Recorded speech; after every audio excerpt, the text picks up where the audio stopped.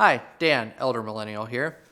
When young Dan saw Sonic Triple Trouble, it blew my little mind away. You can't all see it on the cartridge itself, but the box art for this game is super cool. I mean, we got Sonic on a freaking snowboard. We got some wacky character I'd never seen before. We got Knuckles. We got Robotnik looking menacing in the background. Like, there's a lot going on in the cover for this game. How could a Game Gear game possibly live up to that? Well, it actually did. Sonic Triple Trouble is by far my favorite game on the Game Gear, and probably the one game on the system that's essential. Like, if you want to see the best that the Game Gear could offer as graphics, gameplay, sound, everything, the whole package, this is the game to go to. I know I'm not the only one. There are people out there who've done fan remakes, who have done all sorts of cool stuff with this game. So, what makes Sonic Triple Trouble so fun? Why is it such an interesting game to check out? Plug your Game Gear into the wall because 6 AA batteries are not going to cover it for this one, and let's dive in. In 1994, Sonic Triple Trouble came out for the Game Gear. Now, Sonic Triple Trouble is one of the only mainline Sonic Game Gear games that also wasn't simultaneously developed and released for the Master System, and I wonder if that is one of the reasons why so much of this game clicks. Instead of two versions of the game, a Game Gear 1 where everything feels cramped and a Master System 1 where everything feels just weirdly spacious and empty, Triple Trouble feels just right. It's also longer and full of content compared to some of the other games, making me wonder if not having to develop for the Master System freed up some of Aspect's time. This is all speculation though. For all I know, there's a Master System version of Triple Trouble locked up in the safe somewhere deep within the Sega archives. Like Sonic Chaos, you can choose between playing either as Sonic or Tails, and both characters get access to a robust set of abilities and all the special zones this time around. Both get the Spin Dash, and this time both also get a version of the Rocket Shoes, with Sonic getting the shoes and Tails getting some ultra flying mode where he looks like he's screaming the entire time. You okay, Tails? In the ice level, Sonic also gets a snowboard, which is actually more useful than the brief yet awesome snowboard moment we get in Sonic 3 on the Genesis, since it's actually part of the level and you can do stuff. There is one quirk of movement in Triple Trouble that is a bit difficult to get the hang of at first, but quickly becomes second nature. When jumping on a spring, and there are a ton of them everywhere, including on the tops of trees, you can hit the jump button to go into a ball, which gives you the ability to attack while in the air briefly, rather than just remaining vulnerable. This move, as far as I can tell, is in literally no other Sonic platformer, Game Gear, Genesis CD, computer, Game Boy Advance, or otherwise. But you need to know how to do this in order to beat the first boss of the game. I remember being incredibly frustrated trying to figure this out as a kid, and it might be the only major difficulty barrier for newcomers to this game. But if you know the move, you'll be all set, and once you get the hang of it, you'll actually kind of miss it in other Sonic games. Tails has some additional quirks of movement in this game. Like Sonic Chaos, you fly by pressing up, then jump, then using the D-pad to control your direction. However, when falling or coming off a cliff, you can briefly enter flying mode to control your descent. If you're like me, it's just something you're going to do accidentally, but it goes to show just how surprisingly deep this game is when it comes to controls. Finally, momentum is a bit heavy on this game, with Sonic being slow to get started and going through loops at a crawl. You can keep up your momentum way better in ball form, skating through levels with little slowdown. You need 50 rings in order to hit the box with the Chaos Emerald logo on it to jump into a special zone. Thankfully, rings are plentiful, and when you get hit, you don't lose all of them at once, just 50 or 30 of them depending on what you hit. It's a small thing, but it makes it much easier to access the special zones, and also makes the game a little easier. While this game has a lower frame rate than something like Sonic 1, it does manage to keep it consistent for the most part. As a result, you don't feel the slowdown nearly as much, even though the game is at a slower frame rate all the time. When the game does slow down even more, like when you're breaking through walls, it kind of emphasizes the moment rather than making movement more difficult. In fact, overall, once you get the hang of it, movement feels pretty good, and it's actually better than I remembered. It's still nowhere close to the fluid motion of a Genesis Sonic game, but hey, I'll take it for the Game Gear. This is easily the best looking Sonic on a Game Gear, with varied levels that all look visually interesting and distinct. In fact, the quality and detail of every aspect of the production is top notch, with a fun intro cutscene, great artwork and menus, and a fun level title screen. Everything feels, dare I say it, a little cool? The Sonic sprite is a tad wonky in proportions, but Tails looks great, and Knuckles and other characters actually look great. The sprites are detailed. Some of the shading looks a bit off when not played on a real Game Gear screen, which blurred and desaturated everything, but that's not the game's fault. Like almost every other aspect of the game, this artwork isn't the end-all be-all of Sonic artwork. It doesn't beat the Genesis games in any way, but as far as the Game Gear goes, this is the best it ever looks.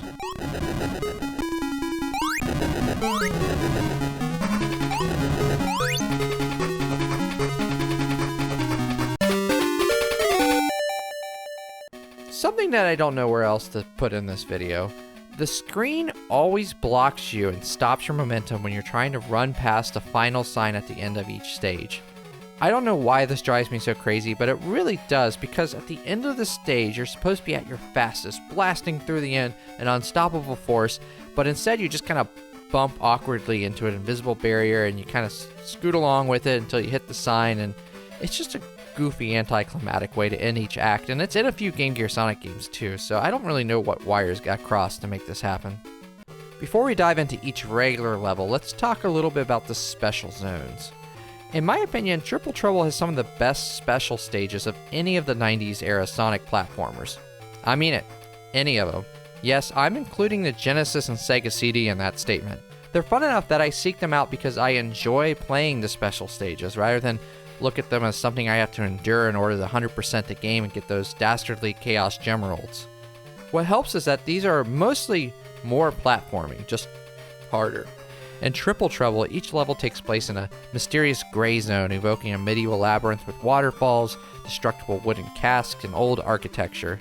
You have a limited amount of time to get through them, and by and large, they're pretty fun to blast your way through. There are also levels where you fly a plane collecting rings, and there's a pseudo 3D effect. With your limited sight in front of you, it does get a little bit frustrating. However, with a little practice, you should be able to collect the required amount of rings no problem, and thankfully, these things are few and far between. At the end of each special stage, you battle with Knack, who's clearly outmatched by the Robotnik gear he's stolen. The first time you meet him, he cooks himself by accident when trying to come after you, which is kind of a hilarious surprise. The rest of the battles are all fairly easy as he careens around without a clue how to control the machines he's got. Once again, I'm impressed with how much storytelling and character is crammed into these details on the Game Gear. Like, you actually get to know some of the character through what happens in the game. Like, that's awesome. Great Turquoise Zone. Every freaking Sonic game has to start out with a Green Hill Zone equivalent, and although this one is more reminiscent of Emerald Hill from Sonic 2, it's still another Green Hill Zone. There is one fun addition though. Every tree has a spring on the top. This is just another example of how Triple Trouble really leans into adding goofy fun movement wherever it can in the game. As I mentioned before, the boss of this level is notable for needing to master the ability to go into a ball after launching off of a spring, but it is satisfying to beat once you know how that's done. Sunset Park Zone.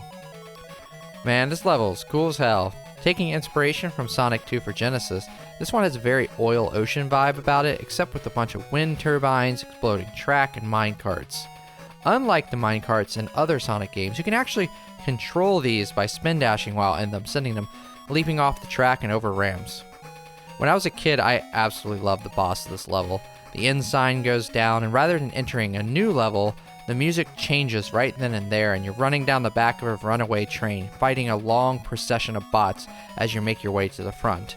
The whole thing may seem a little silly now, but at the time, the music and the gameplay made for a dramatic moment, something that the Game Gear would be the last place I would expect to get such an experience from. It's moments like these that make Triple Trouble more than just good for a Game Gear, I guess, and actually, it's a pretty good game. No qualifiers needed. Meta Junglorilla Zone. I don't know what that name means. The more I think about it, the less it makes sense, but it sounds cool. It may be the second most mysterious zone name after Sleeping Egg Zone. Otherwise, this is a nicely detailed jungle level with lots of weird bouncy things and mud pits. It's reminiscent of the jungle level in Sonic 1 for Game Gear, but this definitely feels different in how much freedom of movement it gives you as you rocket around the whole space. Also, those barrels are giving me real strong Donkey Kong Country vibes. Robotnik Winter Zone. The dope zone name trends continue with Robotnik Winter, which Sounds like the coolest name for a band ever. This is a pretty fun winter snow level, with Sonic getting a snowboard to glide along with. There are pits you can sink into and rushing wind to grab you before you fall. Just hope it doesn't glitch out, actually let you fall. In the boss level, you fight your way up a hill while penguin bombs come down at you, and it's all pretty fun. Tidal Plant Zone. As mandated by law, every Game Gear Sonic must have a water level. What's this though? Underwater segments that are actually fun to play? Well, it is if you're Tails, because Tails gets a freaking submarine that shoots bombs. That's right, a submarine. In the sub, you can spin dash through walls, blast enemies with bombs. It's really fun and definitely makes Tails the superior way to play through this game. Sonic has to just muddle through slowly like usual with these water levels. At the end of the level, you fight Knuckles and then it's off to the last zone. Atomic Destroyer Zone. Also, as mandated by law, the last level has to be some sort of crazy Eggman factory, but at least Atomic Destroyer Zone actually has a consistent blue theme going on. Aspect loves its tube puzzles, and those are definitely here, but at least they're nowhere near as frustrating and cheap as Sonic 2 for Game Gear. There's also a proper end boss complete with multiple stages. First, face off with a rather impressive version of Metal Sonic, then Knack gets chased off by Robotnik, and then Robotnik throws a few things at you. Rescue Knuckles, and you're greeted with 1 or 2 endings, depending if you got all the Chaos Emeralds. If you didn't get it all, don't sweat it. All you're missing is an image of the plane and some credits. And yeah, there you go. You beat Sonic Triple Trouble. So after all that, should you play Sonic Triple Trouble? Well, yeah, I think it's pretty good. If you like 2D platformers in general, this is the one that you get the best of everything that happened on this portable system. And it's pretty fun. Like, you know, Aspect really kind of figured it out on this one. And I really would have been curious to see what would have happened if Aspect kept doing these style games instead of kind of going off and doing some other weird stuff. Little fun fact on this game, this is actually the game that made me go re-buy my Game Gear because I had sold it to buy a Sega Nomad, which was a very dumb decision because I already had a Genesis, but the Nomad seemed super cool. It's a portable Genesis. We'll probably do a video about it at some point, but I missed playing Sonic Triple Trouble, so I went out and I bought another Game Gear system just so I could play it, and that's the Game Gear I got here. I believe this is one of like crappy models that don't show all the colors, but it's a Game Gear. Like, the screen looks so bad, you're not going to see all the colors anyway. But at least mine still works. Good knock on wood. Please don't die on me, Game Gear.